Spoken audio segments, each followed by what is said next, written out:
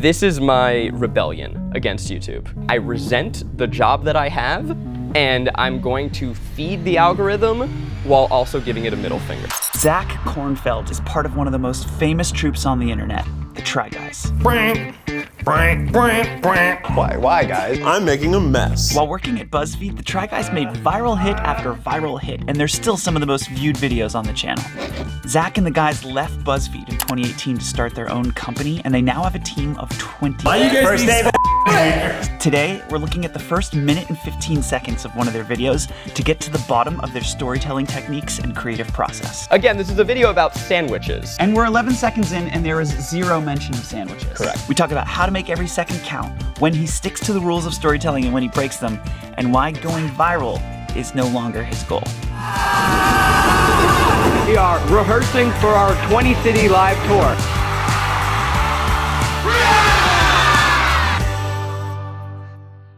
So I want to watch the first minute and 15 seconds of the foot-long face sub video. Okay, hilarious, great. And I want to kind of just like break it down and ask you a million questions about Okay, it. cool. All right, here we go. Yeah, see, I already broke the rule though. This is one of the videos where I'm clearly doing this for me.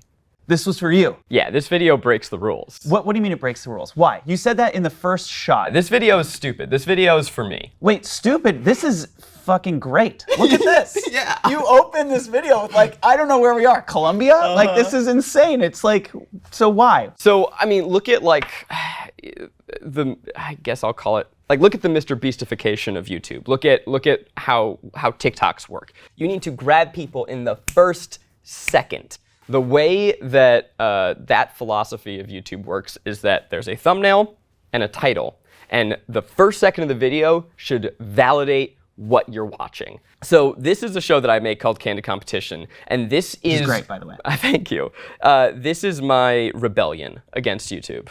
This series is me saying I resent the job that I have, and I'm going to feed the algorithm while also giving it a middle finger. So this format is all around major recognizable brands. The thumbnail is me and Subway and Quiznos and whatever. If we do a pizza episode, it'll be, you know, Domino's and Pizza Hut and Papa John's. So I'm giving you something that is inherently clickable, but when you get in, this is going to be a weird hodgepodge passion project with an ongoing lore and stupid meta fourth wall breaks, and I am going to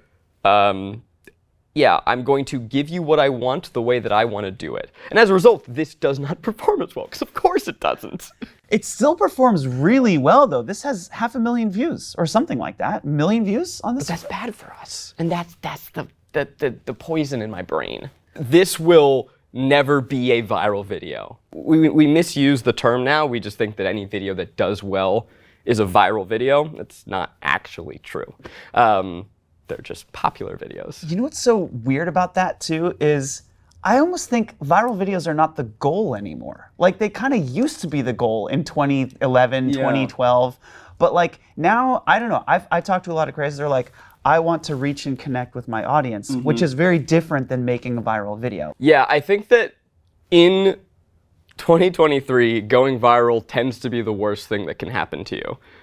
If you're a regular person or a creator, going viral means you are now subjected to people who don't like you, and they're gonna have some shit to say. And I would love nothing more than to be able to not make viral videos for the rest of my life. Okay, let's keep watching. Let's watch it. Drone shots of Colombia. Okay, we got 10 frames in, so that's pretty good. And you know, at this rate, we'll be here for the rest of the day.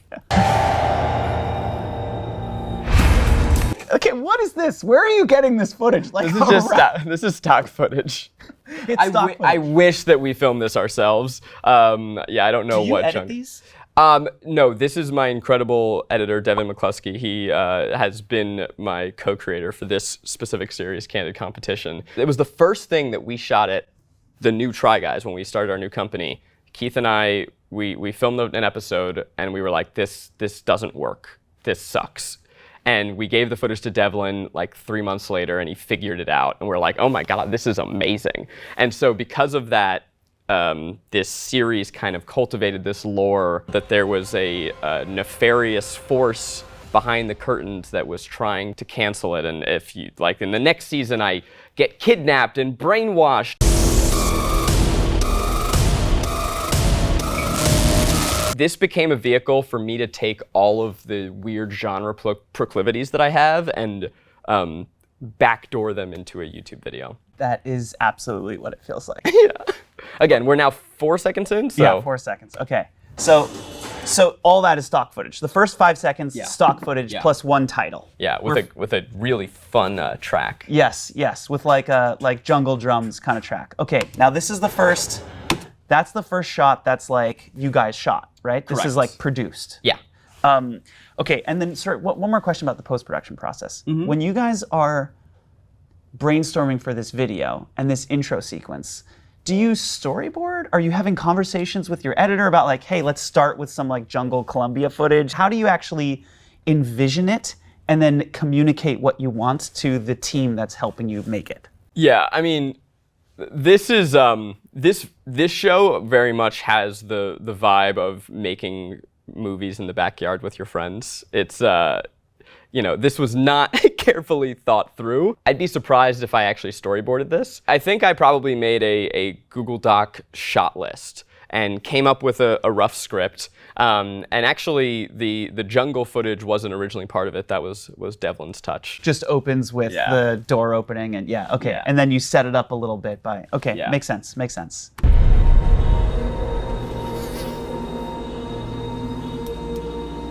So this is like, it wants to be high art cinema, but is like very clearly filmed on some like DSLR with no lights, and it's yes, but it is obviously you're using cinematic vocabulary. The tilt up from the boots to the face, timed with the flashlight and the click on. Like, you could imagine if we had an anamorphic lens, how good this would look. I mean, and that is like we're watching every action movie intro ever.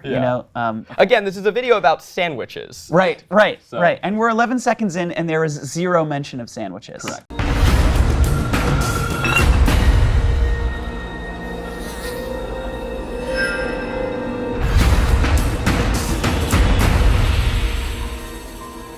Mr. Kornfeld. Leave me alone. Who makes the best custom sandwich? Okay, wait. So this is so good, and that's such a funny shot. I want to just go back to this shot here. That shot is incredible. The choker on the eyes, so dramatic. Okay, the other thing is like the beard is like kind of shitty, obviously. Oh, it's very shitty. So like, are you guys purposely making it, because it is both cinematic and shitty as fuck at the same time? Yeah. And is that the joke? Yeah, this is like John McClane in a jungle being called back into action, but it's me, and I look like a prepubescent child, and the call to action is not the frickin' Terminator's back. It's we need you to talk about YouTube content. Right. Yes. Okay. We need you to do the most base YouTube content possible, which is sit at a table and eat sandwiches. Right. Here we go.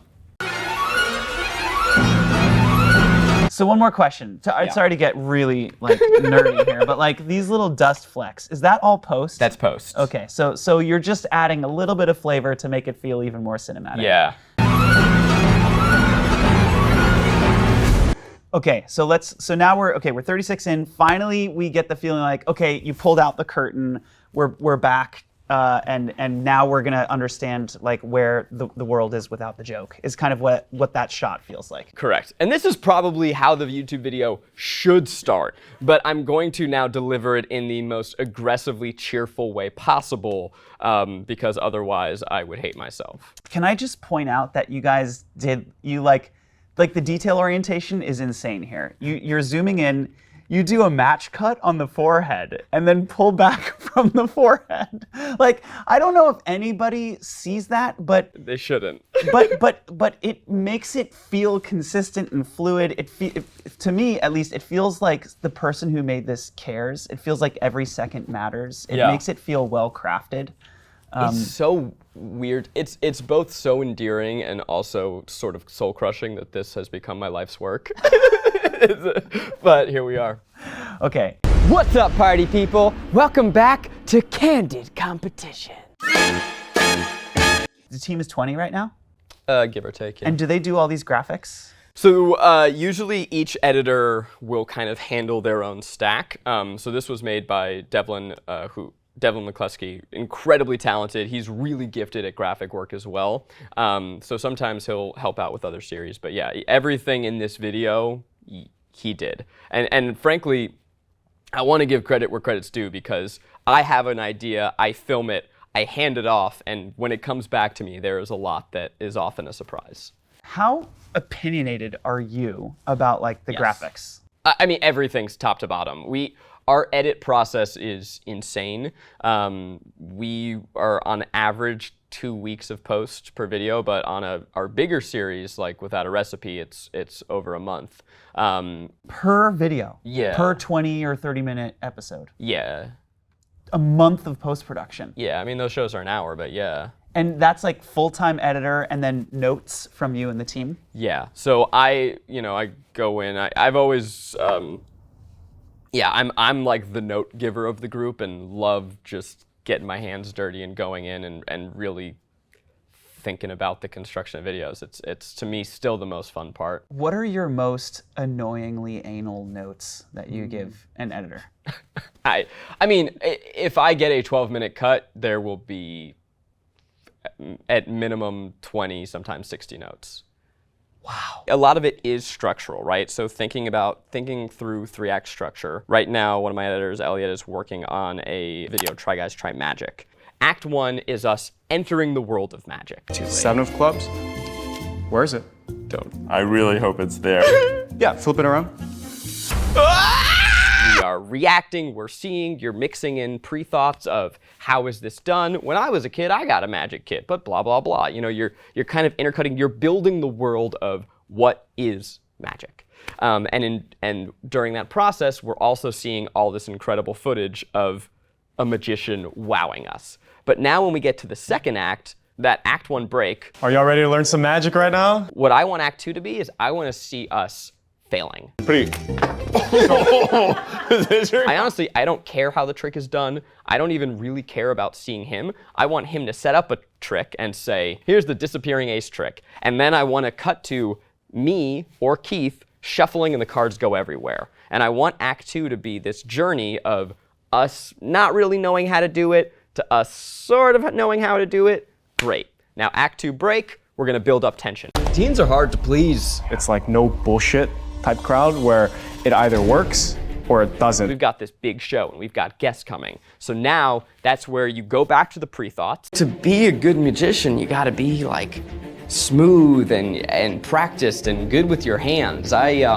These things haven't worked a day in their lives. You're gripping people and saying, there's no way they're gonna be able to pull this off. Now Act 3, boom, the show. Yeah, it was the one right below. You want this card? Yeah, I want that. You want this card? You're gonna have it. And once we're in the show, we stay in the show.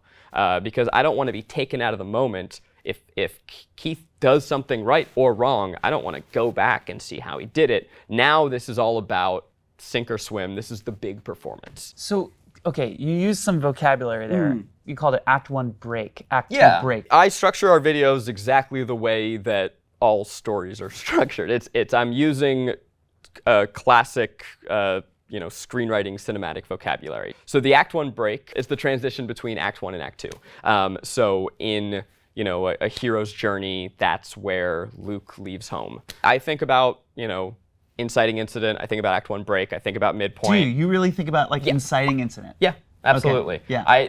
Do you try to nail a time in the video for the inciting incident to happen?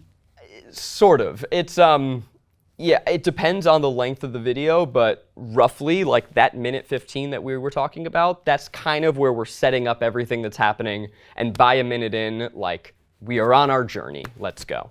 And then do you try to get to like an emotional low at the end of Act 2? Yeah. You do? Oh, yeah. 100%. So everybody's failed, it's dark, things are looking bleak. Yeah. Okay, so you're really following like typical 3-act structure in the videos. We are our best videos. I mean, look, again, there are videos where we're sitting at a table and, ranking hot Disney DILFs. But we make a lot of fucking videos, so they're not all made equal. But for what I consider like a true prototypical Try Guys video, I am trying to craft it and approach it. It's a 3-act structure, it's a hero's journey, it's Joseph Campbell, it's all that stuff. Okay. I came from this, I had no interest in digital when I started. I wanted to make movies. And so the only way that I've gotten through this is to be able to put that passion for craft into this stuff. I was wondering if clearly you are, and you can see it in the in the videos, but you clearly have read all that stuff. And yeah. Yeah, and it's like, both my joy and my self-hatred is that I'm able to put it in here, and then the hatred is that I'm only able to put it in here. Okay, let's keep going. We've decided to challenge 5 fast food sandwich chains to find out who makes the best custom Sammy. The catch? They don't know they're competing. They don't even know they're in this video. Okay, I want to pause here again because you do something. The camera is constantly punching in and punching out, which is like a very common technique. Is that happening in post, or are you doing that? No, that's in production, and that just goes back to when we first started making videos. I would get bored. I like an active camera. I don't know if it goes back to me loving The Office or what, but I just find that camera improvising mixed with performance improvising makes everything funnier. I find nothing funnier than a well-timed zoom. And so one of my first skills was being able to predict when Keith was gonna make a joke, and boom. Oh, that is so hot because look at this. Catch? They don't know they're competing. They don't even know they're in this video. So it's like they don't know they're competing.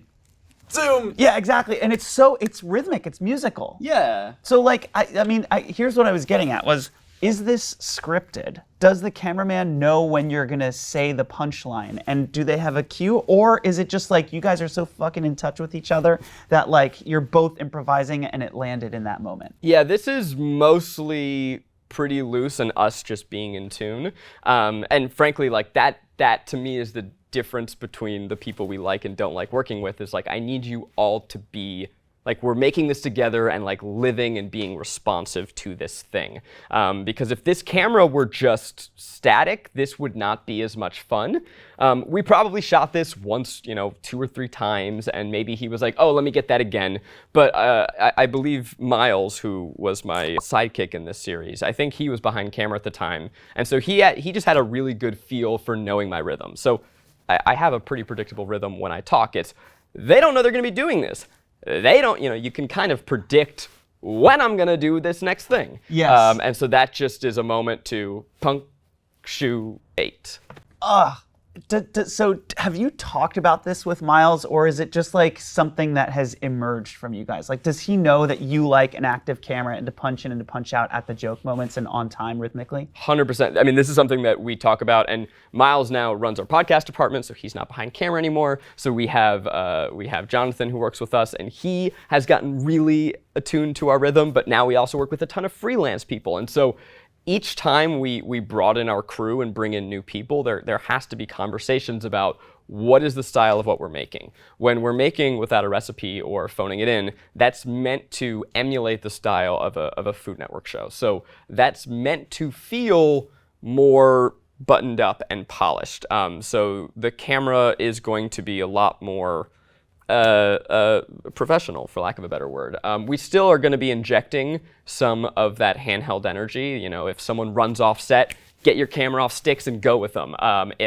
We always have at least 2 cameras. So we have our wide and we have our close-up. And that's usually where I'm saying something and now I'm making a joke. And when I turn, boom, you're going to punch in and you're just going to help me kind of punch that joke. Oh, so good, so thoughtful, and so much, just so much detail and craftsmanship in what I guess maybe the other question is do you find yourself wanting people to know how much you fucking think about this? Because for me, I would be there's a piece of me when I put that much work into something, I want people to know. I want people to know how, and so I make a lot of behind the scenes stuff. Right. But you guys, this is almost kind of already behind the scenes stuff. I mean, my favorite part in your video is you're showing me how you made the video while you're making the video. Because you're like, I didn't just this isn't like a stock track. I'm gonna show you me making this song that you're now listening to. Where are we going? I don't know. I think I used to have more of a desire for people to know, and that probably came from insecurity and a need for validation. Calling me insecure? You saying I want validation? Well, that's like I did and I do. Yeah. But then at a certain point, I think I'm now more just, I don't know. I think it's, if I didn't do this stuff, I wouldn't be able to live with myself. Totally. I would say this is bad, and I don't care how many views it gets. This sucks, and you're stupid for liking it. That's just genuinely how I would feel. And so let's just watch it one more time because it's so beautiful. The catch? They don't know they're competing.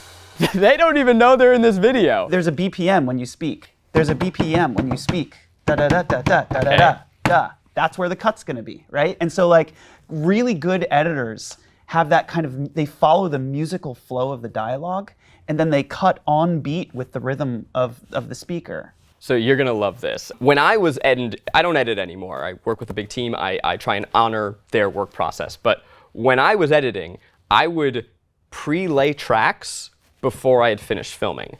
So the musicality is how I structure the video. And if you listen to our videos, you'll notice we have a rule, no song can last more than 45 seconds. Usually they don't last more than 15 seconds. Is that still your rule? Yeah. Yeah, if I'm listening to one like ding, ding, ding over and over again, I'm going to blow my brains out. So you're using, it's all about creating contrasting rhythms. So I'm a musical person, but I don't play music, but that is how my brain thinks. So when we are editing videos, it's da da da da da da da da da da. You're trying to create contrasting rhythm as you go. So here, let's watch this, right?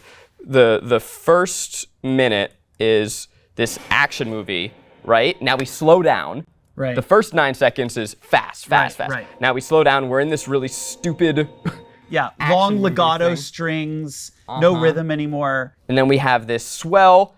Now we're here. Welcome back to Candid Competition. Okay, we have our opening title. We don't even need to actually hear the music to know it, right? Now we're boom, boom, boom, boom. So now we're in this little section of what we're doing today. Right. We're gonna tell you, here are the players. But there's a catch. The song ends. They don't know they're in this video. They don't even know they're competing.